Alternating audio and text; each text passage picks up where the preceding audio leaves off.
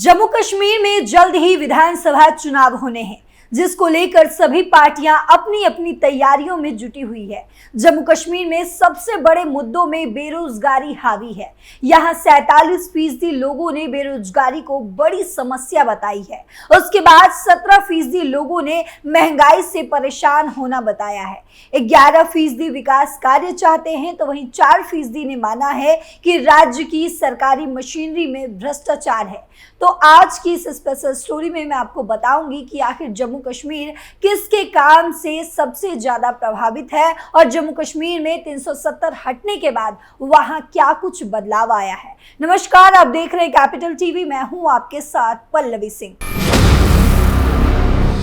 जम्मू कश्मीर में विधानसभा चुनाव होने जा रहे हैं। उससे पहले जम्मू कश्मीर में सर्वे की गई, जिससे ये बड़ी बातें सामने आई है कि जम्मू कश्मीर में लोग अब आतंक की बात नहीं करते हैं, बल्कि विकास चाहते हैं और मुख्य धारा से जुड़ने के लिए खासे उत्साहित भी रहते हैं। यहाँ पिछले 5 साल में हालात पूरी तरह से बदल चुका है। अनुच्छेद 370 हटने के बाद कश्मीर की सियासी फिजा भी बदल चुकी है। इस केंद्र शासित प्रदेश में सबसे बड़े मुद्दों में बेरोजगारी हावी है। यहाँ 47% लोग ने बेरोजगारी को बड़ी समस्या बताई। उसके बाद 17% लोगों ने महंगाई से परेशान होना बताया है। वहीं बात करें 11% लोगों की, तो उन्होंने बताया है कि विकास कार्य चाहते हैं वे। 4% ने माना है कि राज्य की सरकारी मशीनरी में भ्रष्टाचार है।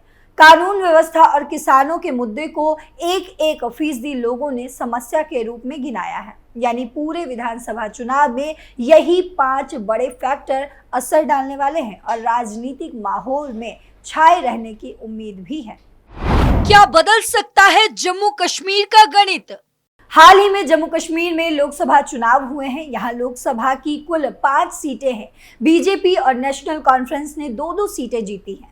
एक सीट बारामूला में आवामी इत्तेहाद पार्टी प्रमुख राशिद इंजीनियर ने जीत हासिल की। उन्होंने उमर अब्दुल्ला को हराया। वही माना जा रहा है कि अगर आज चुनाव हुए तो बीजेपी नेशनल कॉन्फ्रेंस पिछला प्रदर्शन दोहरा सकती है। हालांकि राशिद इंजीनियर को झटका भी लग सकता है और ये सीट पीडीपी के हाथ आ सकती है। कांग्रेस को फिर सफलता मिलने की कोई उम्मीद नहीं दिख रही है। कितनी विधानसभा क्षेत्रों में किसे बढ़त? 2024 के लोकसभा चुनाव नतीजों के आधार पर प्रदर्शन देखें तो 29 विधानसभा क्षेत्रों में बीजेपी ने बढ़त बढ़ाई। वहीं 34 विधानसभा क्षेत्रों में नेशनल कॉन्फ्रेंस और 7 विधानसभा क्षेत्रों में कांग्रेस ने बढ़त बनाई है। 5 विधानसभा क्षेत्र में पीडीपी, तो वहीं 14 विधानसभा क्षेत्रों में इंजीनियर राशिद और 1 विधानसभा सीट में सज्जाद लोन की पीपुल्स कॉन्फ्रेंस ने बढ़त बनाई है। वो 5 बड़े नेता कौन हैं जो बदल सकते हैं गणित? जम्मू कश्मीर में राशिद इंजीनियर की आवामी इत्तेहाद पार्टी, मोहम्मद अल्ताफ बुखारी की जम्मू कश्मीर अपनी पार्टी यानी कि JKAP, गुलाम नबी आजाद की डेमोक्रेटिक प्रगतिशील आजाद पार्टी, सज्जाद गनी लोन की पीपुल्स कॉन्फ्रेंस और महबूबा मुफ्ती की पीडीपी विधानसभा चुनाव में गेम चेंजर साबित हो सकती है। इसके अलावा नेशनल कॉन्फ्रेंस भी यहाँ की पॉलिटिक्स में खासा दखल रखती है। राज्य में 3 बड़ी राष्ट्रीय पार्टियां, जिसमें बीजेपी, कांग्रेस और बसपा भी सक्रिय है। इस बार चुनाव में नेशनल कॉन्फ्रेंस और कांग्रेस का अलायंस हो गया है। जम्मू कश्मीर विधानसभा चुनाव में नेशनल कॉन्फ्रेंस और कांग्रेस इस बार मजबूती से उतरने की तैयारी में है। इस अलायंस की सीधे तौर पर बीजेपी और पीडीपी से लड़ाई देखने को मिल सकती है। पीडीपी समेत अन्य क्षेत्रीय दल भी जोर लगा रहे हैं और चुनावी समीकरण बदलने की क्षमता रखते हैं। क्षेत्रीय दलों को गेम चेंजर के तौर पर देखा जा रहा है। वहीं राज्य में कुल 90 सीटें हैं। क्षेत्रीय दल अलग अलग संभागों में प्रभावशाली हैं, तो वहीं क्षेत्रीय पार्टी का प्रदर्शन ही नई सरकार में उम्मीद की भूमिका निभा रही है। क्या क्षेत्रीय मुद्दे चर्चा में हैं? अनुच्छेद 370 की बहाली। जम्मू कश्मीर में कई नेता अनुच्छेद 370 की बहाली और राज्य के विशेष दर्जे पर अपने अपने दृष्टिकोण रखते आ रहे हैं, जो जम्मू कश्मीर घाटी में महत्वपूर्ण चुनावी मुद्दा हो सकता है। आर्थिक विकास, शांति और स्थिरता के मुद्दों पर राज्य के नेता जोर दे रहे हैं और उनके लिए एक महत्वपूर्ण विकल्प बन सकता है, खासकर उन वोटरों के लिए जो मुख्य धारा की पार्टियों से निराश हैं। वोटर्स का ध्रुवीकरण। इन नेताओं की पार्टियां मुख्य धारा की पार्टियों से वोटर्स को विभाजित कर सकती है, जिससे चुनावी गणित और समीकरण बदल भी सकते हैं। अगर इन पार्टियों ने अन्य क्षेत्रीय दलों के साथ गठबंधन किया तो वे चुनावों में और भी बड़ी भूमिका निभा सकती है। जानिए किस पार्टी नेता का क्या प्रभाव। फारूक अब्दुल्ला और उमर अब्दुल्ला। फारूक नेशनल कॉन्फ्रेंस के प्रमुख हैं और उनके बेटे उमर अब्दुल्ला पार्टी के उपाध्यक्ष हैं। दोनों नेताओं का कश्मीर घाटी में मजबूत समर्थन भी है। अनुच्छेद 370 के हटने के बाद इनकी भूमिका और इनके रुख से कश्मीरी लोगों में इनकी स्वीकार्यता और भविष्य की राजनीति में इनका प्रभाव देखने को मिल सकता है। महबूबा मुफ्ती। महबूबा की पार्टी पीडीपी घाटी के दक्षिणी हिस्सों में प्रभावशाली रही है। अनुच्छेद 370 के मुद्दे पर पीडीपी की पार्टी की आक्रामकता और केंद्र सरकार के खिलाफ बयानबाजी उन्हें कश्मीरी अलगाववादी विचारधारा के करीब लाती है, जिससे उनके समर्थकों का आधार बना रहता है। सज्जाद लोन। वहीं बात करें सज्जाद लोन, कश्मीरी के उत्तर में प्रभावशाली नेता हैं और उनके पार्टी पीपल्स कॉन्फ्रेंस कुछ महत्वपूर्ण क्षेत्रों में अच्छी पकड़ रखती है। वे पारंपरिक राजनीतिक दलों के खिलाफ एक विकल्प के रूप में उभर रहे हैं और उनकी भूमिका अगले चुनावों में महत्वपूर्ण हो सकती है। बीजेपी का विस्तार और Hindu vote bank. BJP Jammu Kashmir क्षेत्र में मजबूत है और इस क्षेत्र में हिंदू मतदाताओं को अपना मजबूत समर्थन देती है। अनुच्छेद 370 के हटने के बाद बीजेपी ने कश्मीर घाटी में भी अपनी पकड़ बनाने की कोशिश की है। चुनाव में बीजेपी का प्रदर्शन जम्मू कश्मीर के चुनावी समीकरण को बदल सकता है। परिसीमन के बाद जम्मू संभाग में 6 और सीटें जुड़ जाने से राजनीतिक महत्व बढ़ गया है। जम्मू में कुल सीटों की संख्या 43 हो गई है। पहले इस क्षेत्र में 37 सीटें थी। इसी तरह कश्मीर संभाग में पहले 46 सीटें थी, जो अब बढ़ाकर 47 कर दी गई है। बीजेपी इस समायोजन का श्रेय ले रही है। वहीं हाल ही में हुए लोकसभा चुनावों में जम्मू में 29 विधानसभा क्षेत्रों में बढ़त हासिल करने वाली बीजेपी आगामी विधानसभा चुनावों में अपनी संख्या बढ़ाने का लक्ष्य लेकर चल रही है। बीजेपी का फोकस खास तौर पर राजौरी और पुंछ के सीमावर्ती जिलों में है। यहाँ पहाड़ी समुदाय को हाल ही में अनुसूचित जनजाति का दर्जा दिए जाने और हाल ही में गुज्जर नेता चौधरी जुल्फकार अली को पार्टी में शामिल किए जाने से पार्टी की संभावनाओं में इजाफा होने की उम्मीद है। बीजेपी का टारगेट इन जिलों की 8 विधानसभा सीटों में से कम 5 पर जीत हासिल करना है। कांग्रेस को क्या उम्मीदें।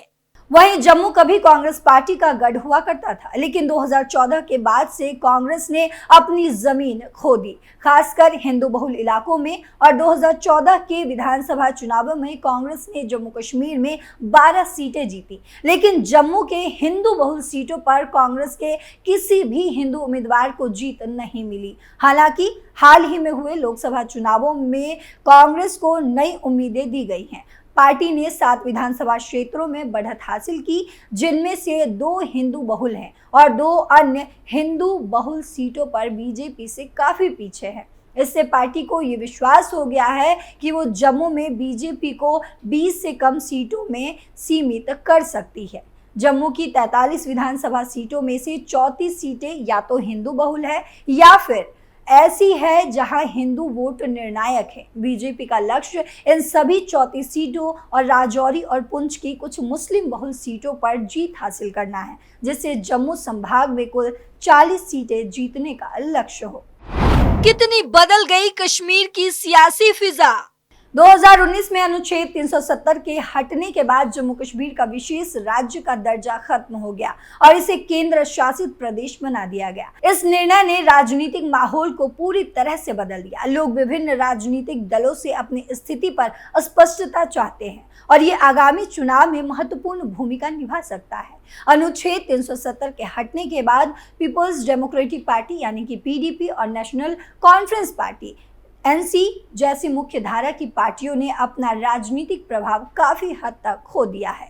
इन पार्टियों ने विरोध प्रदर्शनों और चुनावों के बहिष्कार का मार्ग अपनाया, जिससे उनकी लोकप्रियता में गिरावट आ गई।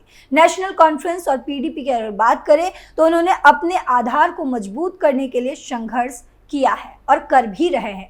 वहीं नई पार्टियां और नेता उभर रहे हैं जो बदलते राजनीतिक समीकरणों में अपनी भूमिका तलाश रहे हैं। जैसे अल्ताफ बुखारी की अपनी पार्टी जेकेएपी और गुलाम नबी आजाद की डेमोक्रेटिक आजाद पार्टी यानी कि डीएपी।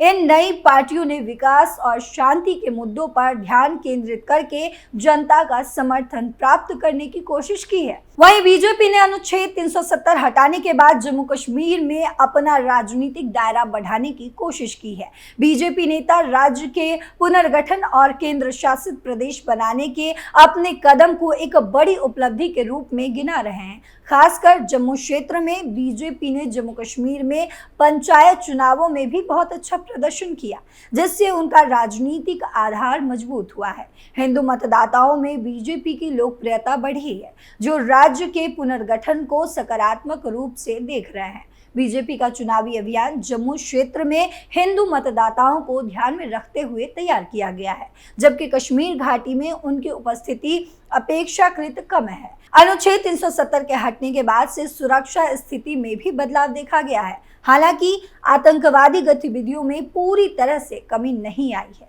लेकिन सेना और सुरक्षा बलों की उपस्थिति बढ़ाई गई है। इसके साथ ही कश्मीर घाटी में लोगों के बीच असंतोष और विरोध प्रदर्शन भी देखे गए हैं। हालांकि समय के साथ ये कम हो गए हैं। सरकार ने अनुच्छेद 370 हटाने के बाद जम्मू कश्मीर में विकास परियोजनाओं को बढ़ावा देने के लिए कई कदम उठाए हैं। निवेश को प्रोत्साहित करने और रोजगार के अवसरों को बढ़ाने के लिए नीतियां बनाई जा रही हैं। हालांकि आर्थिक विकास के मामले में अब भी चुनौतियां बनी हुई हैं और व्यापार और पर्यटन जैसे क्षेत्रों में सुधार की गुंजाइश है।